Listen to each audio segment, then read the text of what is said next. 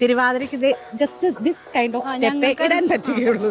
പക്ഷെ ഇവർ ആ സമയത്ത് ദിസ് കൈൻഡ് ഓഫ് അല്ലേ? കൊച്ചോലക്കിളിയെ മരതക കാടിറങ്ങുന്നു. പക്ഷെ വൈറലായത് അച്യുതൻ കൊച്ചുമുടി. ഒരു കുട്ടിയുണ്ട് ദേവിക, ഫസ്റ്റ് വൈറലായത്. ഒരു 9 മില്യന്റെ അടുത്തൊക്കെ വ്യൂസ് ഉണ്ടായിരുന്നല്ലേ? അടക്കം ഒതുക്കത്തൂടെ നടക്കണ്ടേ പെൺകുട്ടികളെ? ഈ തടിയൊക്കെ വെച്ചിട്ട് എന്നെ ഒരുപാട് പേര് കളിയാക്കിയായിരുന്നു കേട്ടോ. ഈ തടിച്ച് എന്തായി ചെയ്യണം എന്നൊക്കെ ചോദിച്ചിട്ട്, പക്ഷെ ഞാൻ കുറക്കൂല, ഇങ്ങനെ നാടുന്നതാണ്. ചേച്ചി കാണാൻ നല്ല ക്യൂട്ടാണ്.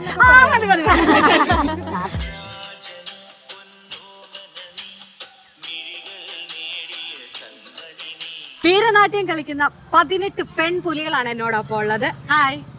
ഇപ്പൊ ഓക്കെ ആയില്ലേ എന്റെ ഇൻട്രോ? ഇപ്പൊ നിങ്ങൾക്കൊരു സാറ്റിസ്ഫാക്ഷൻ ആയില്ലേ? വേറെ ഞാൻ ചമ്മി തകർന്ന തരിപ്പണം ഒരു 5-8 തവണ ടേക്ക് എടുത്ത് എനിക്കേ പറ്റുന്നില്ല എന്താണ് ചെയ്യേണ്ടതെന്നുള്ളത്. എങ്ങനെയാ പേര്? അർച്ചന. അർച്ചന. പേരെന്താ ചേച്ചി? വിധു. വിധു. അതിലേക്ക് ആൾക്കാർ പൊക്കോളൂ, നമുക്ക് ഇവിടെ നോക്കാം. പേരെങ്ങനെയാ? രഞ്ജിത. രഞ്ജിത. പേരെങ്ങനെയാ? കാർത്തിക. കാർത്തിക. അമൃത. അമൃത. നയന. നയന. സിന്ധു മാധവരാജ്. ആർച്ച. പ്രജിത. അക്ഷയ ബിജീഷ്. ശിവാനി. ശിവാനി. നയന. അഭിന. അഭിന. മേഘ. മേഘ. ആ മൈക്കിങ് തരാവോ? ഇവര് 2018 അല്ലെ? 2018 മുതല് തിരുവാതിര കളിക്കുന്ന ഗ്രൂപ്പായിരുന്നു. തിരുവാതിര കളിയിൽ നിന്ന് ഇവരായിട്ടാണ് ആദ്യ കാലഘട്ടത്തില്, അതായത് സെറ്റ് സാരിയും മുല്ലപ്പൂ ഒക്കെ വെച്ചിട്ട് വളരെ നല്ല രീതിയിൽ സ്ത്രീകൾ ഭയങ്കര എനർജറ്റിക് ആയിട്ട് നാടൻ പാട്ടുകള് ഭയങ്കര ഫാസ്റ്റ് റൺ രീതിയിൽ കളിച്ചത് ഇവരായിരുന്നു തുടങ്ങിയത്. ആ തുടക്കത്തെ കുറിച്ച് ഇവരുടെ ടീം ലീഡർ സിന്ധു ചേച്ചി അല്ലെ, ഒന്ന് പറയാവോ? ഞങ്ങൾ ആദ്യം ഇതൊരു തിരുവാതിര ഗ്രൂപ്പായിട്ടാണ് തുടങ്ങിയത്. പിന്നെ കൊറോണ ടൈമൊക്കെ വന്നപ്പോൾ പിന്നെ ഉത്സവങ്ങളൊക്കെ മാറ്റി വെച്ചല്ലോ. അപ്പൊ പിന്നെ ആ ടൈമില് വീട്ടിൽ വെറുതെ ഇരിപ്പൊക്കെയായിരുന്നു. പിന്നീട് ഞങ്ങൾ എല്ലാവരും കൂടെ ഒരു പ്ലാൻ ആക്കി ഇങ്ങനെ നാടൻ പാട്ടുകളും ഭക്തിഗാനങ്ങളും കൂടെ കോർത്തിണക്കിയിട്ട് സെറ്റ് സാരിയൊക്കെ കൊടുത്തിട്ട് എങ്ങനെ സ്പീഡില് എനർജിയില് കളിക്കാൻ പറ്റുമെന്നുള്ള ഒരു പ്ലാൻ ഇട്ട് അത് ഞങ്ങൾ ഒരു ഓണത്തിന് ഇത് അവതരിപ്പിച്ചു. ആദ്യം കളിച്ച പാട്ട് ഏതായിരുന്നു? കൊച്ചോലക്കിളിയെ. കൊച്ചോലക്കിളിയെ മരതക കാടിറങ്ങുന്നു. പക്ഷെ വൈറലായത് അച്യുതൻ കൊച്ചുമുടി.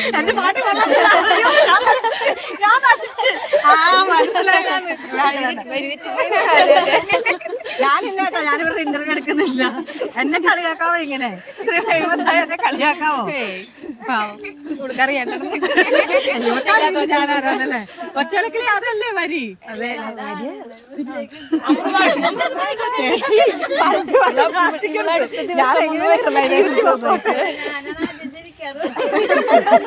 ഞാനാ ചിരിക്കാറ്, പക്ഷെ ഇന്ന് അവള് അന്ന് ഇനി നീ പരി വാടി തീർത്തിട്ട് പോയ പോലെ പണി കൊടുക്കണ്ടേ? വേണല്ലോ, പാട് പാട് പാട് പാട്. വരി തെറ്റിച്ചാ പാടിത്തരണം എന്നുള്ള. പാടിക്കും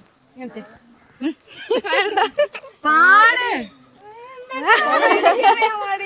അപ്പൊ എന്നെ കളിയാക്കുന്ന എന്തിനാ?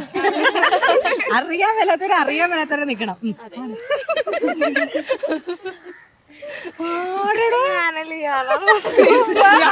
ഇപ്പൊ ഞാനല്ല ഇയാളാണ്. ആരാദ്യം ഇവിടെ സൗണ്ടാണ് ചേച്ചി. അവരോട് നിക്കട്ടെ, എന്നെ കളിയാക്കാനുള്ള മറുപടി ഞാൻ പിന്നെ കൊടുക്കാം. ചേച്ചി എന്നിട്ട് ബാലൻസ് പറ ചേച്ചി. അതുപോലെ ഞങ്ങൾ ഈ ഭക്തിഗാനങ്ങളൊക്കെ ഇങ്ങനെ വൈറലായത് വൈറലായത് നമ്മൾ അച്യുതൻ ഒന്നാനാം അമ്പെടുത്ത് ഒരു സെറ്റ് ഉണ്ട്. അത് ഞാൻ പാടുന്നില്ല. അത് പിന്നെ തുഞ്ചമ്പറമ്പിൽ നിന്നും ആ പാട്ടുണ്ടല്ലോ, തുഞ്ചമ്പറമ്പിൽ നിന്നും ആ പാട്ട്. ഒരു പഞ്ചവർണ്ണ കിളി ചൊല്ലി കൂട്ടരേ അതെ. പ്രസീത ചേച്ചി പാടുമ്പോ തുഞ്ചമ്പറമ്പിൽ നിന്നും ഒരു പഞ്ചവർണ്ണ കിളി ചൊല്ലി കേൾക്കണോ പ്രിയ കൂട്ടരേ, അവൾ കൊഞ്ചി പറഞ്ഞ കഥ, അവൾ കൊഞ്ചി കൊഞ്ചി പറഞ്ഞ കഥ. ഇനി ഇതിനകത്ത് തെറ്റൊന്നുമില്ല കേട്ടോ. തെറ്റ് കണ്ടുപിടിക്കാനുള്ള ജഡ്ജസ് എവിടെ ഇരിക്കുന്നത്? ഇത് നിങ്ങൾ ഞാൻ പറയാൻ കാരണം ഇവളെ വൈറലായത്. ആ പാട്ടിൽ ഇവളെ വൈറലായത്. പിന്നെ ഒരു കുട്ടിയുണ്ട് ദേവിക, അവളെ ഫസ്റ്റ് വൈറലായത്. ഒരു 9 മില്യന്റെ അടുത്തൊക്കെ വ്യൂസ് ഉണ്ടായിരുന്നല്ലേ? ഇവരുടെ ഒരു പ്രത്യേകത വെച്ചാ എടുത്ത് ഒന്നാണ്, ഞാൻ ഇതൊരു സംഭവം എന്നാന്ന് വെച്ചാ അന്നൊക്കെ സെറ്റ് സാരി എടുത്ത് നമുക്ക് തിരുവാതിരക്ക് ജസ്റ്റ് ദിസ് കൈൻഡ് ഓഫ് ഇടാൻ പറ്റുകയുള്ളൂ. പക്ഷെ ഇവർ ആ സമയത്ത് ദിസ് കൈൻഡ് ഓഫ് അല്ലേ അല്ലേ അങ്ങനല്ലേ? ശരി, അന്ന് ഞങ്ങൾക്ക് തിരുവാതിര കളി ഉണ്ടായിരുന്നു. തിരുവാതിര മഹോത്സവത്തിനാണ് ഞങ്ങള് ഫസ്റ്റ് ഈ ഓണത്തിന്റെ കഴിഞ്ഞിട്ട് പിന്നീട് പറഞ്ഞ തിരുവാതിര മഹോത്സവത്തിനായിരുന്നു. അപ്പോ ഞങ്ങള് തിരുവാതിര കളി ഉണ്ടല്ലോ, അപ്പൊ ദശപുഷ്പൊക്കെ ചൂടി വാർമുടിയൊക്കെ ഇട്ട് ആണ് ഞങ്ങൾ അവിടെ നിലവിളക്കൊക്കെ നടക്കണ്ടായിരുന്നു. അങ്ങനെ വെച്ചിട്ടാണ് ഞങ്ങൾ ഇത് അവതരിപ്പിച്ചത്. അപ്പൊ തിരുവാതിര കഴിഞ്ഞിട്ട് പിന്നത്തതാണ് ഈ കൈകൊട്ടി കളി വന്നത്. അപ്പോ ഈ പാട്ടിന്റെ അടിയിൽ നല്ല കുറച്ച് തൃശ്ശൂരുള്ള സാധാ അതന്നെ പെരിഞ്ഞനത്തുള്ള സാധാ വീട്ടമ്മമാര് പിന്നെ നോക്കുമ്പോ ആകാശത്തൂടെ പറക്കണത് തിരുവാതിര കളിയെ കൊന്നു. അത് അതെ, കൊന്നതാര്? തൃശ്ശൂർ ആലിംഗലമ്മ ട്രൂപ്പ്. ആ പേരും ഫസ്റ്റ് ആലിംഗലമ്മ.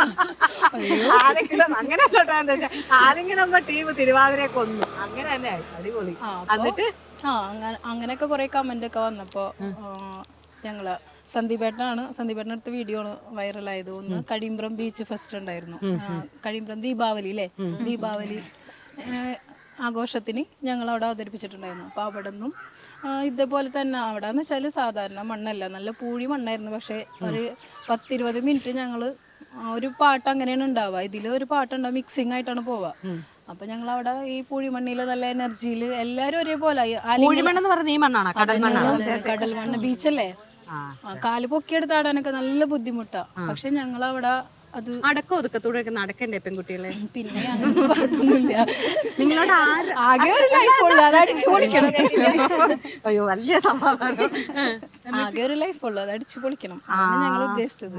ചേച്ചി കൂട്ടത്തിലുള്ള കൊച്ചു പിള്ളേരെ വരെ വഴി തെറ്റിക്കും. നിങ്ങൾ ലീഡറിനെ കണ്ട് പഠിക്കണ്ട കേട്ടോ. 2 ക്യാപ്റ്റന്മാരുണ്ട് കേട്ടോ ഞങ്ങൾ. ഒരാളും കൂടി ഉണ്ട്, ജിൻസി കണ്ണൻ. അവള് കോർട്ടിലാണ് ജോലി, അപ്പൊ ലീവ് കിട്ടിയിട്ടുണ്ടായില്ല. അല്ല, നിങ്ങൾ ഇവരെയൊന്നും കണ്ടു പഠിക്കണ്ട, നിങ്ങൾക്ക് അടുത്ത വീട്ടിൽ പോകാനുള്ളതാ എന്നൊക്കെ പറഞ്ഞോ ശകുന്തള കമന്റുകള്. അങ്ങനെ ഈ തടിയൊക്കെ വെച്ചിട്ട് എന്നെ ഒരുപാട് പേര് കളിയാക്കിയായിരുന്നു കേട്ടാ. ഈ തടിച്ച് എന്തായി ചെയ്യണം എന്നൊക്കെ ചോദിച്ചിട്ട്, പക്ഷെ ഞാൻ കുറക്കൂല, ഇങ്ങനെ കാണുന്നതാണ്. എനിക്ക് ഇതിന്റെ പേരൊക്കെ ഇങ്ങനെ ചോദിച്ചു വന്നപ്പോഴാണ് പിന്നെ ഇതിന് വീരനാട്യം എന്ന് പേര് കൊടുത്തത്. കാരണം എന്ന് വെച്ചാല് ഇത്രയും ലേഡീസ്, ഒരു 10-16-18ഓളം ലേഡീസ് നിന്നിട്ട് ഞങ്ങൾ ഈ എനർജി, അതായത് ഞങ്ങൾ സാധാരണ ഇപ്പൊ അവതരിപ്പിക്കുന്ന പ്രോഗ്രാം 2 മണിക്കൂറാണ്. ഈ 2 മണിക്കൂറിൽ ഫസ്റ്റ് തുടങ്ങി അവസാനം വരെ ആ എനർജി നിലനിർത്തുക എന്നുള്ളതാണ് ഇതിന്റെ ഒരു പ്രത്യേകത. ഒക്കെ സ്പീഡ് പാട്ടുകളായിക്കോളും, ഞങ്ങൾ ചൂസ് ചെയ്യണ മിക്കതും നല്ല സ്പീഡുള്ള പാട്ടുകളായിരിക്കുള്ളൂ. അപ്പൊ അതില് അടിച്ചു പൊളിയും എല്ലാം ഉണ്ടാവും. അതായത് പ്രോഗ്രാം അവതരിപ്പിക്കുന്ന സ്ഥലത്ത് ആൾക്കാർക്ക് ബോറടിക്കാൻ പാടില്ല, ആ ഒരു രീതിയാണ് കൊടുക്കുന്നത്. ആരാ നിങ്ങളൊക്കെ പഠിപ്പിക്കുന്നത്? ഒരാളും കൂടി ഉണ്ടായിരുന്നു. എന്റെ നമ്പർ എപ്പോഴും വരും, ചേച്ചിയോട് പറയാനും വയ്യ. ചേച്ചി എന്നെ പറയാൻ പറഞ്ഞല്ലേ, നിങ്ങളിതൊക്കെ കണ്ടു പെരുമാറണ്ടേ? നാത്തൂന്റെ മോളാണ്, നാത്തൂന്റെ മോള്. ഒരു കുടുംബ പാരമ്പര്യം, ഇവിടെ കുടുംബവാഴ്ച നടക്കുന്നത്. നിങ്ങളത് വെച്ച് ബന്ധങ്ങളാ. ഇപ്പൊ അവളുടെ ചേച്ചി ഉണ്ടല്ലോ അർച്ചന, അവളുടെ ചേച്ചി അമൃത, അവളും കൊറിയോഗ്രാഫർ തന്നെയായിരുന്നു. ഇപ്പൊ ജോലി കിട്ടിയപ്പോ ട്രിവാൻഡ്രത്താണ്. ഞാൻ ചുമ്മാ പറഞ്ഞിട്ടോ കുടുംബവാഴ്ച. അങ്ങനൊന്നുമില്ല, ഇത് ഒരു ഫാമിലി അങ്ങനെയാ ഞങ്ങള്. അതെ, 18 പേർക്ക് പിരിക്കും. തിരിച്ചെത്തിന ഒരു പ്രോഗ്രാം കഴിഞ്ഞ് പിരിച്ചു കിട്ടുമ്പോ ഒരു കുടുംബമാവും. എന്നൊരു കാര്യം ചോദിക്കട്ടെ, പ്രപ്പോസലൊക്കെ വന്നിട്ടുണ്ടോ? അയ്യോ, അങ്ങനെ അത്യാവശ്യം ചേച്ചി കാണാൻ നല്ല ക്യൂട്ടാണെന്നൊക്കെ പറയുന്നതാണ്, എന്നാലും അങ്ങനെയൊക്കെ പറയാറുണ്ട്. പിന്നെ ഞങ്ങൾ എടുത്തു പറയണത് ഗ്രൂപ്പിന്റെ കാര്യം പറയണത് ഒന്ന് എനർജി. എല്ലാരും ആരെ ഒരാളെ മാറ്റി നിർത്താനില്ല എന്നാ പറയാറുള്ളത്. എനർജി, ചിരി, അതെനിക്ക് മനസ്സിലായി.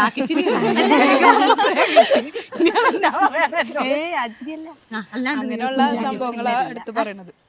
ഈ ചേച്ചിയൊക്കെ പ്രോഗ്രാമിൽ പോകുമ്പോ 2 ദിവസമൊക്കെ പോകേണ്ടി വരുമല്ലേ? ട്രിവാൻഡ്രൊക്കെ ആണെങ്കിൽ ഞങ്ങള് അന്ന് പ്രോഗ്രാമിന്റെ അന്നാ പോവാ, രാവിലെ പോവും. അന്ന് തന്നെ പ്രോഗ്രാം കഴിഞ്ഞ് നൈറ്റ് 2 മണിക്ക്, അതായത് ജോലിക്ക് പോണവരൊക്കെ ഉണ്ട്, ഇതില് പഠിക്കണ കുട്ടികളൊക്കെ ഉണ്ട്. അപ്പൊ അങ്ങനെയൊക്കെ ആവുമ്പോ നമ്മള് തന്നെ പോയിട്ട് നേരത്തെ തന്നെ വരും. അങ്ങനെ ഉള്ള സംഭവങ്ങളായത്. ഇനിയിപ്പോ ഒരു 2-3 ജില്ലകൾ കഴിഞ്ഞാല് റൗണ്ട് അടിച്ച് ഞങ്ങൾ വയനാടും, കണ്ണൂർ, കാസർഗോഡ്, കോഴിക്കോടുകാരെ, വയനാടുകാരെ, കാസർഗോഡുകാരെ, ഈ മുത്തുമണികളെ കണ്ടുവെച്ചോളൂ. നിങ്ങൾക്ക് എപ്പോഴെങ്കിലും വിളിക്കാനുണ്ടെങ്കിൽ നിങ്ങളുടെ ഫീസ് എത്രയാ? അതോരോ സ്ഥലങ്ങൾക്കനുസരിച്ചിട്ടാണ്. അത്യാവശ്യം നല്ല രീതിയിൽ ഓരോരുത്തർക്ക് കിട്ടുന്നുണ്ട് കേട്ടോ. അങ്ങനെയല്ല ചോദിച്ചേ, നിങ്ങളുടെ പ്രോഗ്രാം ബുക്ക് ചെയ്യുന്നതിന് എത്ര രൂപയാണ്? അത് പറയണോ? ആരെങ്കിലും നമ്മുടെ ടീം അതിനെ കുറിച്ച് പറയുന്നില്ല, പക്ഷെ നിങ്ങൾക്ക് വിളിച്ച് ചോദിക്കാം. ഇൻസ്റ്റാഗ്രാമിൽ ഫേസ്ബുക്കിൽ ഇവർ ഭയങ്കര ആക്റ്റീവ് ആണ്, ഒന്ന് കോണ്ടാക്ട് ചെയ്യാം. എന്താ പറയുന്നത്, ഒന്നുമില്ലെങ്കിൽ കുറെ തരണി മണികളെ 2 മണിക്കൂർ കണ്ടോണ്ടിരിക്കാം. പിന്നെ അല്ല, എനിക്ക് ഭയങ്കര ഇഷ്ടമാണ്. ഞാൻ പറഞ്ഞല്ലോ, ചേച്ചിയെ പറഞ്ഞല്ലോ ഏറിപ്പോയെന്ന സമയം, അന്നേരം ഇപ്പൊ എല്ലാവർക്കും ഈ ടിപ്പിക്കൽ ആയിട്ടുള്ള സെറ്റ് സാരി എടുത്ത് പെണ്ണുങ്ങൾ ഇങ്ങനെ നടക്കാവുള്ളൂ എന്നുള്ളത് കളിക്കണേലേ ചില സ്ഥലങ്ങളിൽ ഇപ്പൊ കണ്ടുവരുന്നുണ്ട് ഈ മുട്ടിന് താഴെ കുറച്ച് ഇറക്കിയിട്ട് ചാടാനായിട്ട്. അതിന്റെ ആവശ്യമില്ല, നന്നായിട്ട് ഇറക്കി കൊടുത്താലും ചാടി കളിക്കാൻ പറ്റും. അതാണ് ഞങ്ങൾ അങ്ങനെ ചെയ്യാ. പക്ഷെ ചില സ്ഥലങ്ങളിലൊക്കെ നല്ല നിങ്ങൾ പ്രാക്ടീസിന് എന്ത് ചെയ്യും? ഡെയിലി ഞങ്ങൾ സാധാ ഡ്രസ് ഇട്ടിട്ട് ഇതേപോലെ തന്നെ ചിലർക്ക് നൈറ്റ് ഒക്കെ ഇട്ടിട്ടൊക്കെ ആയിരിക്കും. അതൊക്കെ മത്സരം ഉണ്ടെങ്കിൽ നിങ്ങൾ സാരി എടുത്തോണ്ട് ഇങ്ങനെയൊക്കെ കാണിക്കുവോ? സോറി,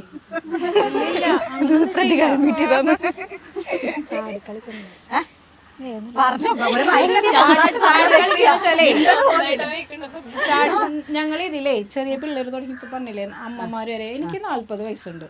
എനിക്കെന്ന് വെച്ചിട്ടുണ്ടെങ്കിൽ ഇവരൊക്കെ ഒപ്പം നിന്നിട്ട് ആടാൻ കഴിയുന്നുണ്ടെങ്കിൽ ഇവരൊക്കെ സപ്പോർട്ട് തന്നെയാണ് കാരണം. പക്ഷെ നന്നായിട്ട് സപ്പോർട്ട് ചെയ്യും പിള്ളേര്. ഓക്കെ, എന്തായാലും ചേച്ചി നിങ്ങൾക്ക് ഇപ്പൊ ഡാൻസ് കളിക്കാൻ പറ്റത്തില്ല, അതായത് നിങ്ങൾ പഠിച്ചിട്ടില്ല. എന്നാൽ നിങ്ങൾ ഒരു കാര്യം ചെയ്യും, നിങ്ങളുടെ ഇത് വെച്ചിട്ടൊരു 2-3 പാട്ട് മിക്സ് ചെയ്ത് പാട്ട് പാടും. പാട്ട് പാടാനോ? Just step